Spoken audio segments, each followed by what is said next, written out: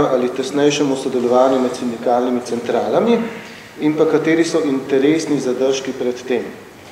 To sta bili vprašanji, mi smo se zdaj v zadnjih recimo 20 minutah ponovno vrnili k nekaterim dobrim razlogom za tesnejše sodelovanje ali celo združevanje central, ampak mislim, da bi bilo dobro slišati tudi kakšno pošteno besedo od vas, insiderjev in poznavalcev, kakšne so pa ovire in zadržki. Pa sva se z Aleksandro zmenila, da začnemo pri Š in gremo potem proti F-ju.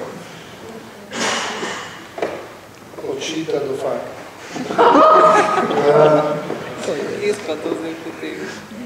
Najbolj možno govoriti tisto provokativno vprašanje, seveda ljubim, da tudi vsi ostali. Kakšen je naše stališče demokratičnega socializma? Samo socializma. Včeraj smo dobili novega kandidata v Ameriki, ki se, kot veste, tega Legerija, Sanders, Bernie Sanders, ki se je proklamiral za demokratičnega socialista in nastopa v ameriški predsedniški tekmi, zato ni tako težko reči, jaz se zase, potem, ko je to zdaj že v Ameriki postalo. Ampak, on nima šans, si pa možno živeti.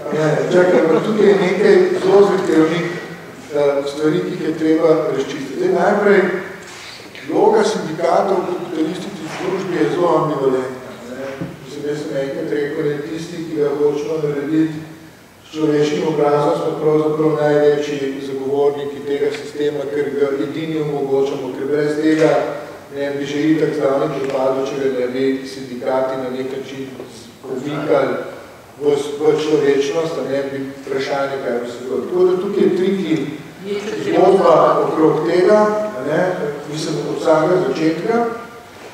Ne bi bil pa tako, ne bi pa vprašanja dvigovanja deleža plač v bruto domačem proizvodu, če gledam schematično, recimo, razviti svet, bi pa lahko pripeljala, če bi ga resno, da bi dejansko prišlo do tega konflikta, ker to bi bil razredni konflikt.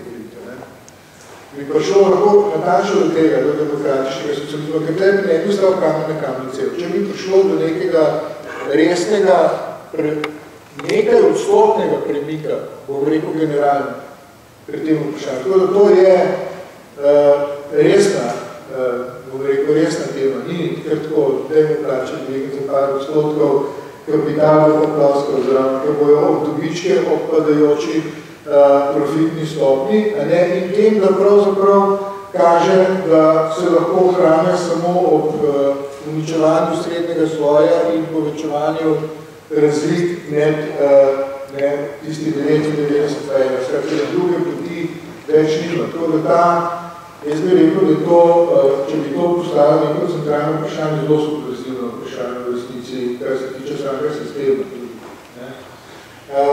Zdaj, ker sem eden od redkih, ki je tudi povedal, da sem član stranke, potem pridelal, da sem član Združene levice, seveda sem za demokratični socializem. Zdaj pa ti dve vprašanji, ki jih hočeš še odgovorimo. Kaj so vere tega, da ne pride do tesnejšega povezovanja in do takega združevanja, ki ga je profesor Stanojevič omenil v letu 2005? Jaz recimo navijam za ta primer, da bi bila to točka združevanja, ko bi dejansko resno poskušali prebiti to, bom rekel, umikanje stalno nekaj zadnjih 5 let v času krize in obrniti zgodbo v zahteve, ki bi povečevali in izboljševali položaj delavcev, tako v zasebnem kot v javnem sektorju. Zdaj, kaj so ovire pri povezovanju sindikatov? Zdaj jasno, če začnem najbolj pri banalnih, če nekaj kupov gnoja zmečeš skupaj, potem je preveč petelino. To je eden od problemov, ker je pač, in to veste, da je pri vsakem združevanju političnem, sindikalnem, tisto banalno vprašanje, ki ni nezanemarljivo. To je doseči dogovor pač o tem, kako in kdo bi potem bil tisti pilar, ki sta dobro reči, da sindikati so v Sloveniji izrazito moška združba, kar je precej depresivno, ampak da je Lidija tukaj, ki je uspešna predsednica enega od najmočnejših sindikalnih držav, je še upanje. Druge, bolj resna vprašanja, ki so pri združevanju, so pa takale. Eno je, da imate vi ogromne razlike ne samo v številu, tudi 1:100 tistih, ki bi se združevali. Tudi velike finančne razlike. Vi veste, da so sindikati finančno v Sloveniji relativno na tleh. Po izgubljanju članstva, po padanju števila, torej izgubljanju delovnih mest, seveda padajo članarine in tukaj je zgodba relativno zahtevna, kar se tega tiče. To bi nam seveda olajšalo situacijo. Tako kot to, kar je Jaka rekel, če bi bili sposobni združevati strokovne sile, ki tudi zdaj niso slabe.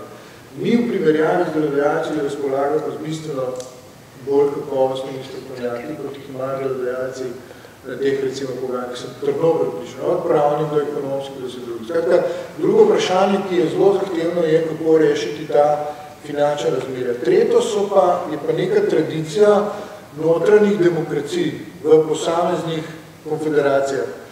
Prvič, kako smo strukturirani, zelo različno, tudi zdaj ni dovolj časa, da bi pojasnil ogromne planetarne razlike v tem, kako so konfederacije strukturirane, pa tudi v teh notranjih demokratičnih praksah, kako prihajamo do odločitev. Če bi pri nekem resnem združevanju bi bile to seveda zelo zahtevna vprašanja, še enkrat, po moje so rešljiva ob nekaj jasno opredeljenem strateškem cilju, ki bi moral na nek način biti motor tega združevanja. So vse te, ki sem jih naštel, premagljive. Gorazd, a sem ti odgovoril? Hvala, si. Ura je 5, si odgovoril.